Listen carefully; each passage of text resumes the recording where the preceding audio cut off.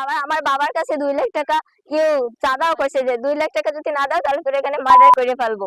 পরে তো ওরা আমার ওই আনোয়ার আইসে আমার আব্বুরে মানে কিছু বলা নাই কারণে আইসে ঘুষি ঘুষি শুরু করছে। ওরা মারতে মারতে আমার আব্বুরে তরমুজ খাতের পাশ, ওরা মাছকলা থেকে শুরু করে তরমুজ খাতের পাশ পর্যন্ত নিছে। সেখান থেকে তরমুজ খাতের গোছগুলোই ওরা আমার আব্বুরে মারছে।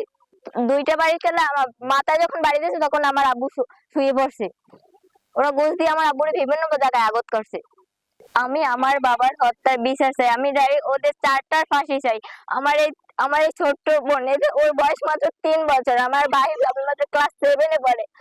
এর যে ওরা অনাথ করে দিয়ে গেছে, আমাদের এতিম করছে, আমরা এর বিচার চাই। কিন্তু সরকার বিচার চাই, কিন্তু সরকার বিচার চাই, কিন্তু সরকার বিচার চাই।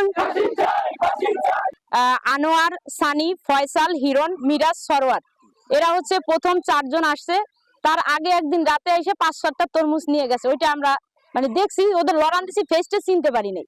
এরপরে হচ্ছে ওরা আবার এর পরের দিন আসছে, আসার পরে আমার বাড়ির কাছে 2 লাখ টাকা চাইছে, যদি টাকা না দাও তাহলে সে তোমার এইখানে মার্ডার করে দিব। তো ওইটা বলার পরে ওরা চলে গেছে। আমরা মনে করছি যে হয়তো পোলাপান আসছে, চলে গেছে, এটা আর কিছু বলবে না। এর কিছুক্ষণ পরে আবার দেখতেছি যে এরা বাড়ি ফোন দিয়ে আরো 6-7 জন নিয়ে আসছে। নিয়ে আসার পরে ওই যে আনোয়ার যে ছেলেটা, ও আইসে প্রথম হচ্ছে আমার বাইরে 2-3টা ধাক্কা দিয়েছে এবং ঘুষি মারছে 4-5টা।